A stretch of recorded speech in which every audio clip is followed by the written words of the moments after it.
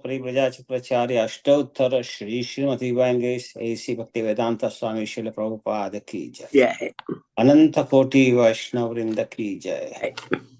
नामाचार्य श्री हरिदास ठाकुर की जय। नित्यम भागवत सेवया की जय। गौर प्रेमानंदे और glorious to assemble devotees. Hare Krishna. All glorious to assemble devotees. Hare Krishna. All glorious to assemble devotees. Hare Krishna. All glories to Shri Guru and Shri Gauranga. Hare Hare. Hare. Om Namo Bhagavate Vasudevaya. Om Namo Bhagavate Vasudevaya. Om Namo Bhagavate Vasudevaya. Om Namo Bhagavate Vasudevaya. Om Namo Bhagavate Vasudevaya. Om Namo Bhagavate Vasudevaya. Narayana Namaskrityam Naram Chaiva Narottamam Devim Saraswatim Vyasa Tato Jaya Mudiraye Nashtaprayeshu Abhadreshu Nityam Bhagavata Sevaya Bhagavati Uttama Shloke Bhaktir Bhavati Naishtuki Shrunvatan Swakatha Krishna Punya Shravana Kirtana Hradyantasto Hi Abhadrani Vidanoti Shrohasatam. So Hare Krishna, today we are reading Canto 3, Chapter 9, text number 20. So I will recite 3 times and then you please recite. Yo vidyayānupahato pi dasardha vritya nidrama upaha jathari krata loka yatraha antarjalehi kashipu ishparshanukulam bhimormi malini janasya sukham vivranvan. Hare Krishna, Prabhu. Hare Krishna. Oh, I'm sorry. This looks like different sloka. Oh, I'm reading different shloka? Which one you're reading, Prabhu? 20. No, 3919 is on that. You're doing 19. 3919. Oh, okay. I saw this figure wrong. Probably. Prabhu, no, 20 is right. I had the wrong one on this. Oh, God. Okay. All Sorry, right. Prabhu. Sorry, Prabhu. Yeah, that's what I thought today. And the screen, it was 19. Yeah, on the screen it was 19. Okay. So I will recite again.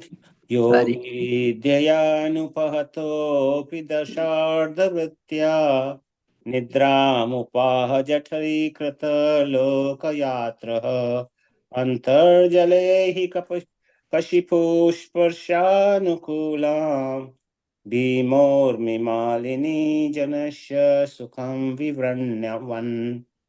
Yo vidyayānupahato dasardhavritya nidrama uvaha jathari krata lokayatraha antarjalehi kashipu isparshanukulam bhimormi malini janasya sukham vivranvan. Please recite.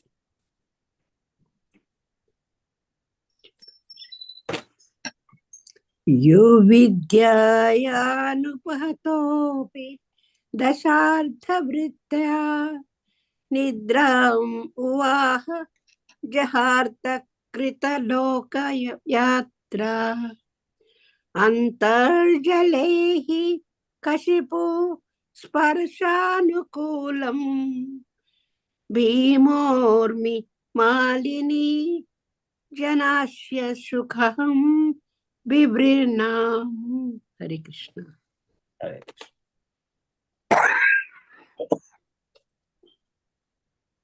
Yo vidyanopahato pidashadavritya nidramuvaha jaharikrita lokayatra antarjalehi kashipu sparsasu kulam Bhimo Nimalini Janasya Sukam Vivrinam.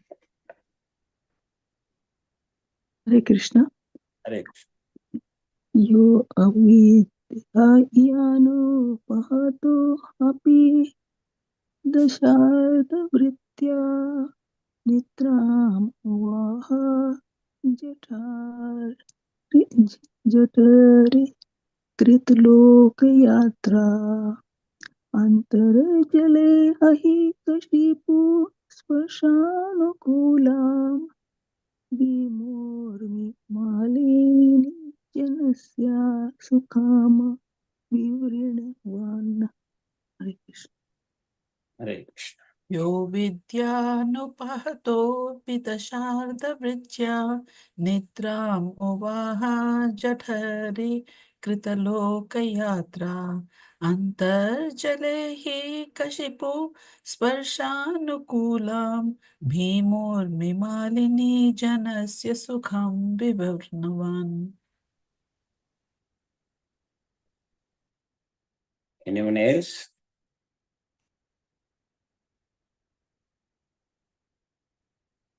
Okay, so let us do the word-to-word translation. Yah, one, avidyaya, influenced by nescience. Anupahataha, without being affected. Api, in spite of. Dasha Ardha, 5. Pratya, interaction. Nidram, sleep. Uvaha, accepted. Jatari, within the abdomen. Krata, doing so. Lokayatraha, maintenance of different entities. Antarjale, within the water of devastation. Ahikashipu, on the snake bed. Isparsh anukulam, happy for the touch. Bhima urmi, violent waves. Malini, chain of. Janasya, of the intelligent persons. Sukham, happiness. Viran one, showing. Translation and purport by Srila Prabhupada. Srila Prabhupada, Ki Jai. My Lord, you accept the pleasure of sleeping in the waters of devastation, where there are violent waves, and you enjoy pleasure of the bed of snakes, showing the happiness of your sleep to intelligent persons. At that time, all the universal planets are situated within your abdomen. Purport. Persons who cannot think of anything beyond the limit of their own power are like frogs in a whale who cannot imagine the length and breadth of the great Pacific Ocean. Such people take it as legendary when they hear that the Supreme Lord is lying on his bed within the great ocean of universe. They are surprised that one can lie down within the water and sleep very happily, but a little intelligent can mitigate this foolish astonishment. There are many living entities within the bed of ocean who are enjoying the material bodily activities of eating, sleeping, defending, and mating. If such insignificant living entities can enjoy life within the water, why cannot the Supreme Lord, who is all-powerful, sleep on the cool body of serpent and enjoy the turmoil of violent ocean waves? The distinction of the Lord is that his activities are all transcendental, and he is able to do anything and everything without being deterred by limitations of time and space. He can enjoy his transcendental happiness regardless of material considerations. Om Gyantimirandasya Gyananjana Shalakaya Chakshur Unmilitam Yena Tasmai Shri Guruvai Namaha. Namam Vishnu Padaya Krishna Pristaya Bhutale Srimate Bhakti Vedanta Swami Niti Namine Namaste Saraswati Deve Gauravani Pracharine Nirvishesha Shunnavadi Paschatya Desh Pane. So, Hare Krishna everyone. Thank you very much for giving me this great opportunity to recite Srimad Bhagavatam today. And we are reading these beautiful prayers recited by Brahmaji for the creative energy. He is praying the Supreme Lord, Garbhodaksha Vishnu, from whose navel he came. So we started this chapter few weeks ago, and we are on 28th verse. So I will just, for the background, I will just say that from 1st to 5th verse, we read about the Supreme Lord's different forms, for different people. Like for first thing, Maitreya Muni is describing that for the people who are accepting and taking the shelter of the lotus feet of Lord. So in the secondly, then after that he start saying about the difficulties or unpleasant situations for the people who do not take shelter of the Lord's lotus feet. So what happens to them? So those kind of people, what is described there is very unfortunate people, who cannot take shelter of the Lord's lotus feet because of their ignorance. And in their ignorance, actually, they misidentify this body, that they are the body. That's why, and they worry about all bodily comforts in this material world and enjoy with the body rather than thinking anything about the soul. And when they do this kind of activities, then they get so much frustrated in the life. They get anxiety after anxiety and worries, so many worries in this material world. That's what happens. After that, it is described about how the Lord is so merciful and he reciprocates with the various devotees. So there are so many shlokas regarding this. And from the 14th verse to today's verse, till here, till today's verse, Brahmaji is actually offering obeisances. And so first he offers obeisances to the Lord in the form of a Brahman, which is like a worshipable Gyani, the Gyani people worships like that.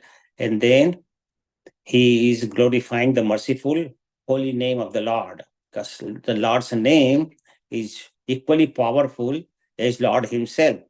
And Lord has, like we hear the shloka in the Shashtastakam, Nam Namakari Bahuda Naja Sarva Shaktis.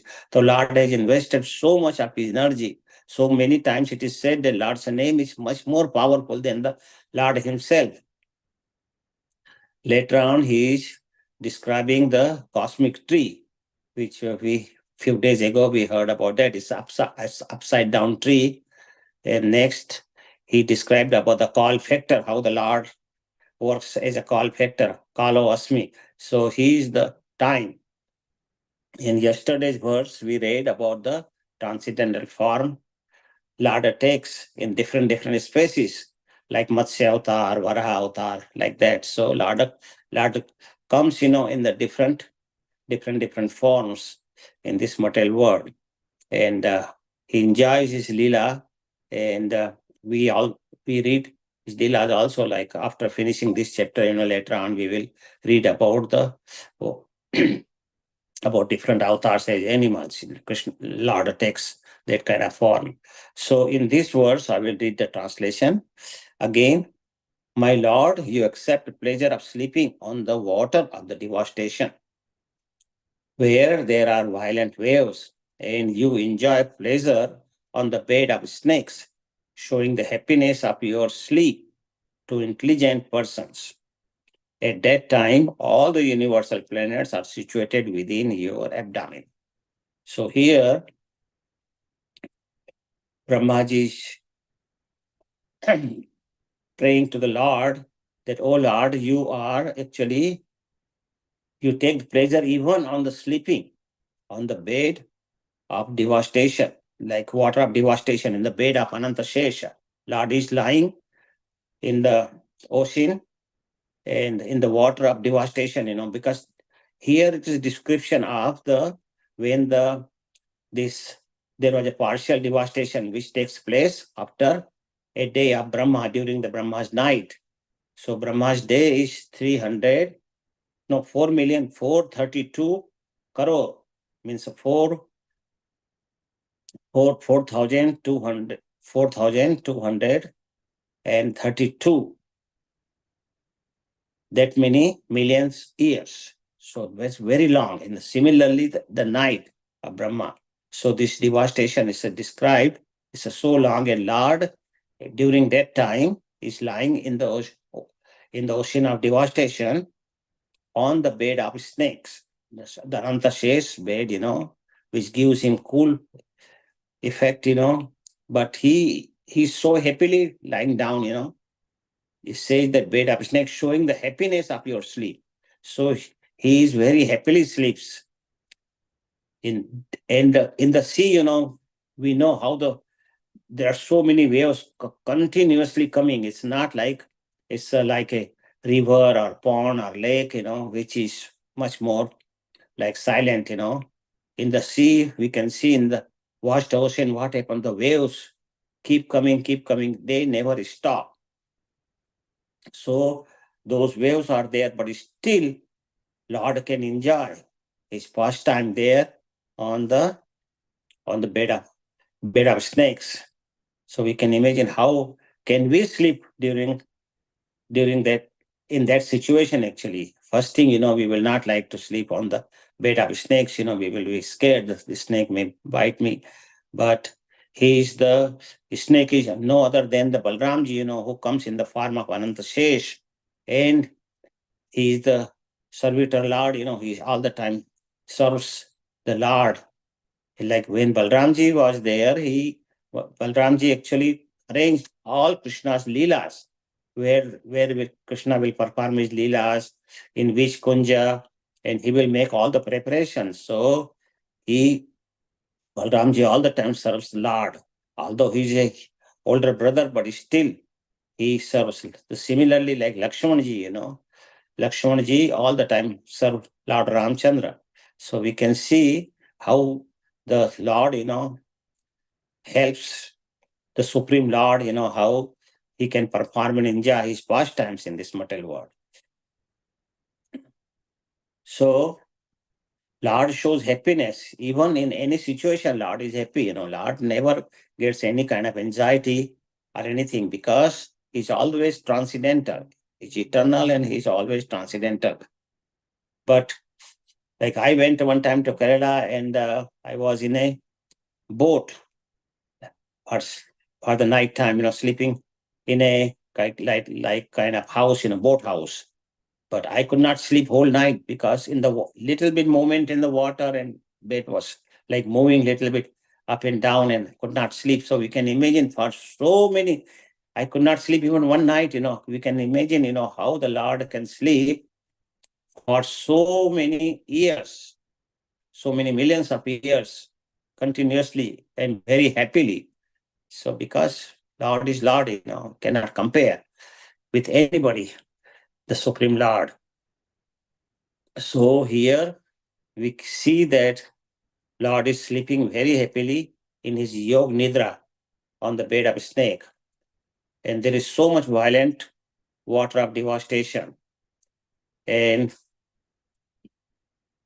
with all the universes situated within him, and when Lord lies down, all the universes in the Yog Nidra, all the universes after the devastation, they all go in his belly. All the jiva souls and everyone goes.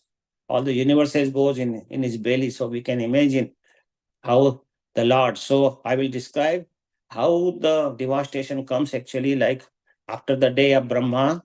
And so Brahma's day is 432 crore years, and the night is also. So total is 800 64 crore years for one day and night of Brahma. So we can imagine how long it is.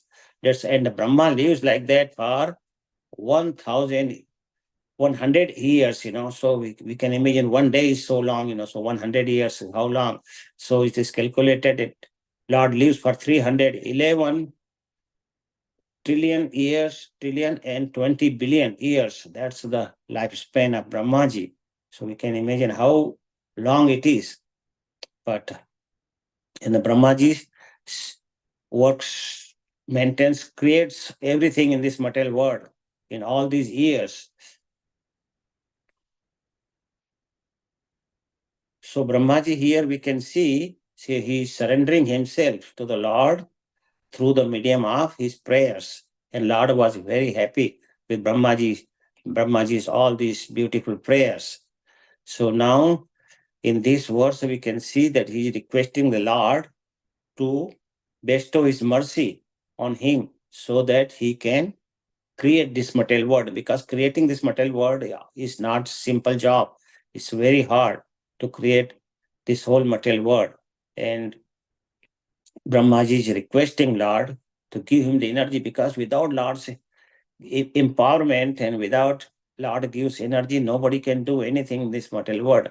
So Brahmaji, although Krishna, the Supreme Lord, he gives all the ingredient. He is the primary creator of this world, but Brahmaji the secondary creator. But for that also you need lots of blessings and lots of empowerment. Otherwise you cannot produce anything. So Brahmaji is saying that, O object of my worship, all these planets were within your abdomen while you were enjoying the sleep. So now what is happening? Actually, Lord is opening his eyes. He is ending his sleep. He opens his eyes, and his eyes are looking like a blossoming lotus. When we see the blossoming lotus in the early morning, it looks so beautiful. So Lord's transcendental face looks so beautiful to Brahmaji, and that's what he is describing here. And so he's saying, let Supreme Lord be merciful to me so that I may be empowered with the power for the creation. Because I am also surrendered soul and very dear to the Lord. So he knew that Lord was happy with him and he surrendered soul. And he's telling the Lord that you are the benefactor of all the surrendered souls. So any soul, who is surrendered to Lord takes care of him. And Lord bestows his mercy upon that surrendered soul. So as a devotee, it's a duty of everyone that we should fully surrender to the Lord and request, pray for his mercy. Without his mercy, and that mercy comes by our prayers only. That's why Brahmaji is offering so many beautiful prayers to the Lord. And Brahmaji is saying that I pray that in the course of cosmic manifestation, I may not be deviated from the Vedic principles. That's very important, that everyone actually should follow the Vedic principles, because without following the Vedic principles, it's very hard. If we go beyond in any our activity, we should follow the religious principle, transcendental principles. And Lord has laid down all the principles. How should we live in this material world? He has given all the instruction to Arjuna, and through Arjuna to all of us. It's like our life manual, that how we should perform our duties, how we should not be angry, how we should not have lust, anger, greed. All these things are given very beautifully by Krishna. And Bhagavad Gita says, how we should offer all our karma to Krishna and work for Krishna, and how we should perform our bhakti. So everything is very clearly delineated properly in Bhagavad Gita. So we can see here that how nicely Lord enjoying his transcendental pastime, even in any situation. Like Lord is in this verse, Lord is situated on the so many turbulences coming in the ocean of devastation, and he's lying down, and he's in Yog Nidra. So we can see, still Lord was so happy, lying down on the bed of serpents and sleeping in so many waves coming in the ocean. So why Lord can do? Because his actions are not bound by the time and space of this material world or any material condition. No, nothing. Lord is not bound by the rules, regulations, these three, all the these things do not bother to the Lord. Lord is always happy regardless of anything in this material world. Time, circumstances, places, he is not bound by anything. So this is the transcendental nature of the Lord. That Lord's activity are not limited by any kind of material constraints. He always enjoys his transcendental happiness, even in the midst of any material problem. And we can see in this material world, we all are bound by the birth, old age, disease, and death. But Lord is not bound by any of these. He never takes birth. We all the time see that we celebrate Janmashtami or Gaur Purnima or anything, but actually Lord is just, he comes in this material world for activity on that day, but it doesn't matter that he takes birth. He actually appears in his transcendental form in this material world and goes with his transcendental body. His body never dies. He's always youth and young and beautiful. He never gets old age. He never gets a wrinkle on his face. So all these things happens with the Lord, not with any material person, because he has eternal body. And he always enjoys his pastimes nicely in this way. Either he's in Golok Vrindavan or in any universe, still he always enjoys his pastimes. So actually, if you see the material world and transcendental happiness, material happiness and transcendental happiness, they are very, very different. Because material happiness is very temporary, and again the miseries comes. But transcendental happiness, and also material happiness, when we feel, it's not great, it's just little bit.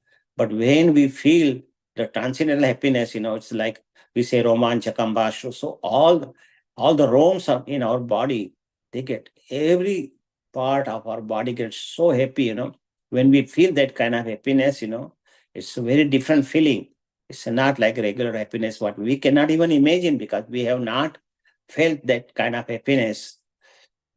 So, but that happiness very different. Like when Lord Vishnu came, he touched the head of Dhruv Maharaj with his conch shell. And Dhruv Maharaj immediately felt all over the body. And he was little boy, but he could pray the Lord with so many beautiful, beautiful shlokas, which he never thought that he can recite those kind of shlokas, but we can see so how the Lord of mercy comes and how the transcendental happiness he was feeling. So they are very different. So Lord's transcendental nature and his pastimes are not feasible for any of the material person.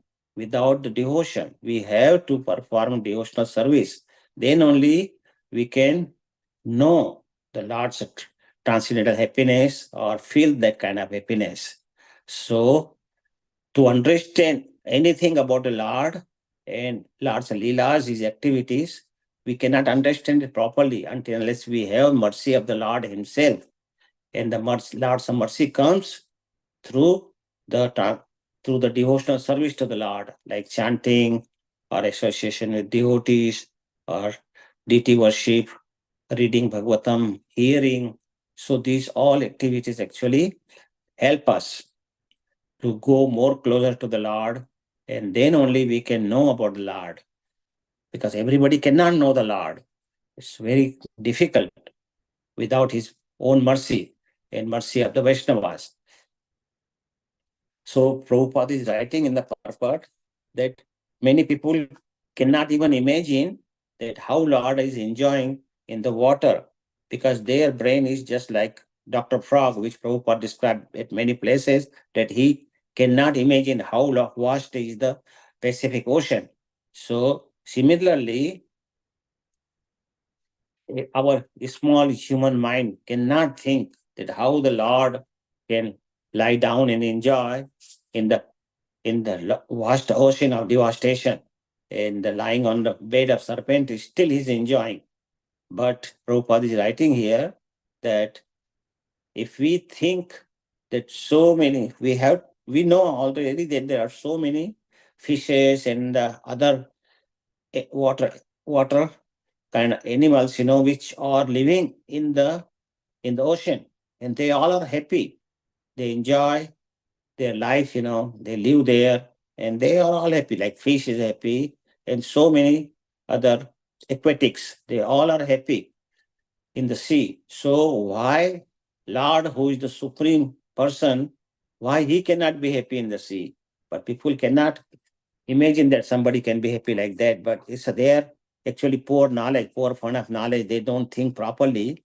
There are many living entities within the bed of ocean who also enjoy the material bodily activities like eating, sleeping, mating, and defending. They do all these activities and they are happy there. So Prabhupada is writing in the purport that if insignificant any living entities can enjoy within the water, why cannot Supreme Lord enjoy there, who is so powerful? So he can enjoy it definitely.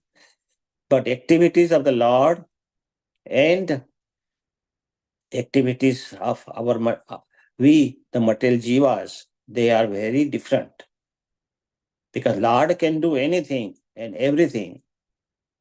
And we have limitation of time and space. He can enjoy his transcendental happiness regardless of material considerations. So Lord can enjoy anywhere. There is no material consideration for him. But we have to think about all these material things. We have to consider all these material things all the time. So let us discuss a little bit about the 4 different kind of devastation, because these devastations are in this shloka. Actually, this is the partial devastation of this material world, which comes at the end of Brahma's day. So there are 4 kind of annihilations which are described in the 12th canto of Srimad Bhagavatam. One is constant annihilation, which like our body, like when I was like little child, I was very small body, but every day, it's a annihilation is happening, body is like, I'm old now, body is getting weak, and knees, and there are other problems, they keep popping up on and off, so these things happen, our blood cells also, if you see 500 cc's of our blood every day dies and new blood forms. So every time, we can see, that's why people can give only half pint of blood every single day without any problem. So because that blood dies anyway and the new blood forms. So similarly, we are constantly getting like annihilated every single day. So that's a constant. And then there is occasional. Occasional means, when it happens in the like partial inhalation, 1,000 cycles of 4 yugas. When the 1,000 cycles of 4 yugas goes, that constitute the 1 day of Brahma. So that's a partial inhalation happens at that time. And this is called a nemitic or occasional inhalation. So at that time, what happens? There is very beautiful description that when Brahma's night comes, after 1,000 yuga cycles, and at that time, what happens? The sun and moon, they do not vanish actually, but they appear in the remaining portion of the universe. So actually, they don't go. What is destroyed at that time after the day of Brahma is all the lokas, 10 out of 14 bhuvan, the 10, like 3 upper one, Maharlok, Janalok, Tapalok. and Brahmalok. These four universes do not destroy. But below the, up to the Swargalok, everything down, 7 Patalok and all those under the Earth planet, there are 7. So they all, and then Earth planet, Om, Bhur, Bho, Swa, till the Swargalok, everything is destroyed. And even there is lot of burning of this, very, very much heat, blazing fires in all these lokas. So even the Maharlok, it doesn't get destroyed, but in Maharlok also, there is so much heat generated from the Swargalok and all the lokas below that people living in the Maharlok, they also take their vehicles, like their Viman, and go to upper loks, Janlok and Taplok, because they cannot tolerate that heat. That much heat is generated during the partial devastation. And then after that heat, this heat comes for 36,000 years. And after that, another 36,000 years, there is torrential rains and with lot of winds. So, and all the seas, all the oceans, they overflow. So this goes on for 72,000 years from the beginning of the devastation. And after that, when Brahma is sleeping at that time, all this time, in the abdomen of Garbhodaksha Vishnu, and Brahma dreams about Garbhodaksha Vishnu, and in his abdomen, he's taking instruction that how to recreate the area which is devastated during the partial devastation. So this is the partial devastation.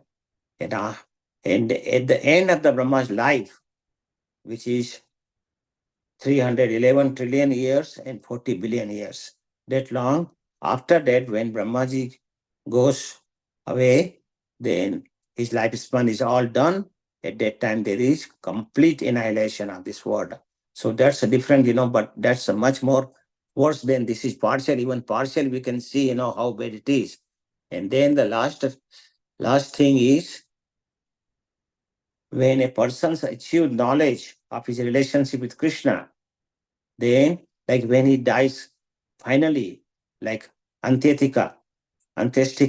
So at that time, that's the complete annihilation for that person, So that this kind of 4 kind of annihilations always goes in this material world, and it happens so many times, so we do not know how many times we were in the belly of Garbhodaksha Vishnu, came out, and again went to belly after Brahma's day, like that. So we have done multiple cycles like that, many. There's no count, it may be millions of these.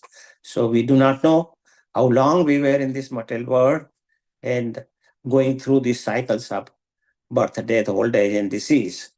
And why we are suffering in this material world? Because of avidya, ignorance. So we have to learn actually how we can become happy in this material world, and our ignorance can dissipate. It happens only by the mercy of Lord and the Vaishnavas. Only these things, can take away our avidya. Because what is avidya actually? Avidya is thinking that I'm body, and if I enjoy as much as possible with this material body, and we don't think about the soul. So that is the actually ignorance, our ignorance. So what we have to do actually, like Krishna, all the Vedic literature says Krishna is like one, This whatever we do in this material world is all zero actually. It doesn't. But if we put Krishna, which is word like number 1, so if you put 1 in front of all those zeros, then this will make a lot of significance. We will have 1,000, we will have million, we will have billion, like that. So all activities makes a lot of sense, when we are with Krishna. Otherwise, it's nothing there. So we have to learn actually how we can serve the Lord. So we have to learn that art of servicing. And also we have to learn how we can be happy in this material world. The best thing to live in this material world and to be happy in this material world, the best thing is to not to expect anything. We should not have any expectation. Because sometimes we feel that my wife will do this thing, or my girlfriend will do this thing, or my son will do this thing. And those people do not do that thing. Then what happens? We get actually very frustrated. That see, I work so hard for my son, all my life, and now he's behaving like that to me. So that thing always happens. So if we do not have any expectation, then we will be happy that, okay, whatever is happening by the mercy of the Lord, so let it happen. So actually expectations are very bad thing. We should not keep any expectation from any devotee or our own family members. We should not do that. And that way we can be happy. And if you see the happiness, there is no money needed for happiness. Many poor people are so happy. And we see all the rich people, they commit suicide. And they are so frustrated, all the time worry about that my money will go away, somebody will take it, tax authorities may come, this may come, that may come, and so all the time they are worrying about how to preserve the money, how to keep, how to increase. So these things actually, happy people are all the time thinking about that. So they are not happy actually. Money doesn't bring happiness. Happiness comes from inside when we are self-satisfied. When we are self-satisfied, then always we are very happy. So we have to learn how we can be self-satisfied when we are self-realized. And self-realization comes from doing the devotional service of the Lord, different kind of devotional services that will make us happy in this life. So first thing, we should not keep any expectation. And second thing, we should be self-satisfied. So these things will make us happy in this material world. And when we pray to the Lord, like Brahmaji is praying in this verse, that way, Krishna is sitting right in our heart in the form of Paramatma. And he is our Chaitya Guru. He all the time teaches us, gives instructions what we should do. So actually he is watering us, watering our soul continuously and very carefully also. So we have to be very careful to listen to the Lord sitting in our heart, what he is saying, what instructions he is giving. He will not give instruction if we don't care about him. If we do the devotional service, of course, he's going to help us. He will give you instructions all the time. But even we do a lot of bhakti, lot of chanting, we do all this, but if we perform a Vaishnava Ninda or Ninda of Krishna, then this is very big offense. Actually, everything goes away by doing this kind of offense, doing Vaishnava Ninda or Ninda of Krishna. So if we hear any people, many people say, why Krishna married to so many people and why Krishna stole the cloth and asked the gopis to come naked in front of him, like that, because they doubt Krishna's character. But Krishna is the Supreme Lord, one should not think like that. So if somebody is criticizing Krishna's activity, his leelas or any activity of any Vaishnava, then we have three choices at that time. The first choice is we should stop hearing and just walk away from that place. Second thing we should do, that we should discuss with that person, and counteract all his points. So that's the second thing. Third thing, we should just like it's written in the Vedic books that he should be killed actually. But see, nowadays we cannot kill anybody. If we kill, we will be rot in the jail for rest of our life. So we don't have that choice. But at least, we can counteract his points, why he's saying like that, or don't listen, just walk out from there. So these are the choice. We should not hear any criticization of any devotee. And we should ourselves should never criticize any devotee, because every devotee is different, Every devotee has good points and bad points. That's what we have to understand. That at least he is chanting, he is under shelter of Krishna, he is under shelter of his Guru Maharaj. So what's wrong with that? If we have to be compassionate actually and think that way, that I also have so many problems. It's not like I do not have any problem, or I'm not like 24 karat gold. I have done many mistakes, and I may have bad habits also. So if I'm not good, why the person, other devotee, why he cannot have some bad qualities, And bad qualities, actually, if we tell him nicely that Prabhu, improve in this thing, he will improve. But if you hate him, and don't talk to him properly, and don't love him, then what he will do? It will be very hard for anybody. So we should keep peace on our life. Don't criticize him. Try to encourage everyone. Then everyone can progress together in Krishna consciousness. So people, in this material world, like they are not happy. They even you may be very educated, very famous, still you can commit suicide. Recently, somebody told me that one very famous neurosurgeon in Sholapur, which is near Pandharpur. So that Sholapur, one famous neurosurgeon just committed suicide. He shot him because he was so famous. People were coming up from all over the country, from different. And he was doing the brain surgery, and very successful doctor. But somehow or the other, he had family and everything. He went in his room and he shot him. So we can imagine how frustrated he may be to do that kind of activity, So actually the best thing, that's why Prabhupada told, chant and be happy. There is nothing wrong with that. It's very nice, simple formula in our life that just by chanting we can be very happy. So that's why Lord is happy all the time in any circumstances. So we also can be happy like that. We just have to see that how we can come under the shelter of the Lord. Like Brahmaji is praying in this words, that how the Lord is happy. We should try to be happy by serving the Lord, like Brahmaji is praying. So if we pray all the time to the Supreme Lord, Lord will be very happy and give us happiness also. And then we will be very happy also.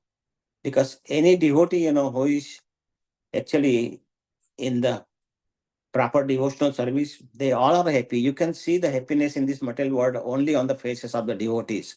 How nicely they dance, how their faces are shiny. Other people, we see the material people, they are all the time frustrated. They are always in anxiety. So this is the extra advantage the devotees has. They are very happy people, and somebody is not happy. That means there is something missing in the devotee in this service, and everyone should try to improve their services every single day, and slowly they can improve, and definitely that will help his devotional service, and then he can preach to the different people also once he improves, and everybody's life will be good. That's why Prabhupada so mercifully gave us this ISKCON moment, and this is like our home, real home, where we can associate with the devotees, do the darshan of the Lord every single day, see how the Lord is served there so nicely, and appreciate. We can have temple in our own home, and we can read Bhagavatam every single day, hear about Krishna. There are so many classes nowadays after the COVID on the Zoom. Before, nobody was hearing any classes on Zoom, but now so many nice classes by so many elevated devotees. We can take advantage of that and learn as much as possible. So today, another thing is very auspicious day of Sita Thakurani's appearance day today. So just 5-10 minutes, I will describe her great leelas and what she did, and we can learn also something from her life. So Sita Thakurani actually is spiritually on the same platform as Mother Sachi. because Sita Thakurani and Sachi Mata, they both took care of Nimai when he was little child. They both are Krishna's eternal mothers. This is either Mother Yashoda, who came in form of Sachi Mata and took care of the. So Sita Devi also helped Sachi Mata in bringing up the child Nimai at that time. So, and Sachi Mata was also known as, not Sachi, Sita Thakurani was the eternal wife of Advaitacharya. We know that Advaitacharya, whose appearance they just went a few weeks ago or a few months ago. And so they, Sita Thakurani and Advaitacharya both are Nitya Siddha. They came from the spiritual world actually. And it is described in Gaur Gandesh Deepika that she was Yoga Maya in the spiritual world. Sita Thakurani was Yoga Maya in the spiritual world. And in another book, Gaur Pradesh Chitravali, it is described that in the Krishna Lila, she was Purnamasi. Who was the Purnamasi? She was mother of Sandipani Muni and grandmother of Madhu Mangal and Nandi Mukhi. And so she was a great personality, actually, came to this at the time when Lord came in the form of Chaitanya Mahaprabhu. So when she was married, she was married in Dulia Nagar. But later on, when she was married, with Advaita Acharya, moved from that town to the Nadia district in the village of Shantipur. So we know all how Advaita Acharya was living in Shantipur, and Chaitanya Mahaprabhu came and visited him. And Sita Thakurani was in Vatsalya Prem with the Gauranga Mahaprabhu. So she was always instructing Jagannath Mishra and Sachi Devi how to take care of the Nimai and how to raise him nicely and how to take care of him. So when Advaita Acharya heard that, because Gauranga Mahaprabhu came on the prayers of Advaita Acharya. So when he heard that Nimai is coming, he's appearing in the house of Sachi Mata. And so at that time, when Sachi Mata sent in the message, that this is time for Nimai to come. So Advaita Acharya was so happy that he was dancing, doing big kirtan, running around.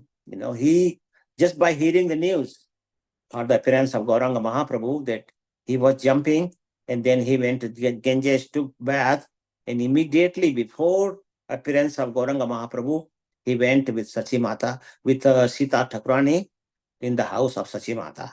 And they were awaiting for the appearance of Gauranga Mahaprabhu.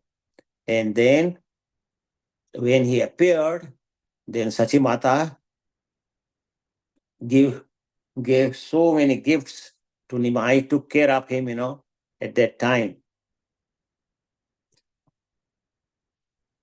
And next day, after appearance of Chaitanya Mahaprabhu, there was big celebration about his birth. Like we have Nandotsav, so there was Utsav on the occasion of Gauranga Mahaprabhu's appearance day. So at that day, Sachi Mata came on a palanquin and brought so many gifts for Nimai that it was different kind of golden ornaments, bangles for the hand, and armlets, necklace, anklets, all these things. There was decoration for his waist, which was made of silk and lace, also nicely printed silken saris and child dresses made of silk, so many different dresses in the gold and silver kinds. So much description is given in the Chaitanya Charitamrita by Krishnaraj Kaviraj. And also she brought so many fruits with her, so many eatables, so many dresses. So there's a lot of description of all these gifts what she brought from her home as a present to the Gauranga Mahaprabhu. So she has so great affection, maternal affection for Gauranga Mahaprabhu. And she stayed many, many days in the house of Sachi Mata to take care of Gauranga Mahaprabhu. And she was instructing Sachi Mata how to raise him properly, how to take care of him when he gets sick, what to do. So different kind of things. So Sachi Mata and Sita Thakurani, they both were same in their mind also, in their thinking also, how to take care about the Nimai.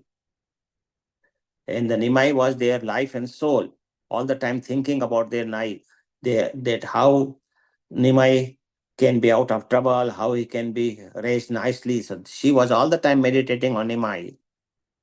And Sita Devi will take care of Nimai all the time and also feed him.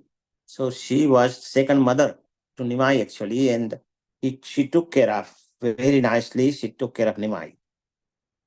So after Chaitanya Mahaprabhu took sannyas, and then he moved to Jagannath Puri. So Advaitacharya and Sita Thakurani used to go to Jagannath Puri every year and taking so many food prepared for Lord Chaitanya Mahaprabhu, offer him so many foods there in Jagannath Puri and stay there every year for 4 months and to be in association with Chaitanya Mahaprabhu. So we can imagine, how much love they had for Chaitanya Mahaprabhu. And Sachi Mata and Sita Thakurani had 3 sons, Achyutananda, Krishna Mishra, and Gopal Mishra. So they all were followers of Chaitanya Mahaprabhu. So this way, we can see that Sita Thakurani was so greatly worked for Gauranga Mahaprabhu, raised him. She has so much maternal affection for Chaitanya Mahaprabhu, and she is an eternal soul. Nitya Siddha came from Golok Vrindavan to take care of Nimai. So I will end here now. If somebody has any question, comments, now we can discuss that. Thank you very much for listening. Sita Thakurani की जय, चैतन्य महाप्रभु की जय, श्रील प्रभुपाद की जय. Dhubyev cha patitanam pavanebhyo Vaishnavibhyo Namo Namah. Hare Krishna Prabhu. Thank you very much for the nice class. Thank you, Mataji. Hare Krishna. Lot of names, lot of points are there. So remember those names are very hard. But it was very nice class. Thank you very much, Prabhu. Thank you, Mataji. Hare Krishna.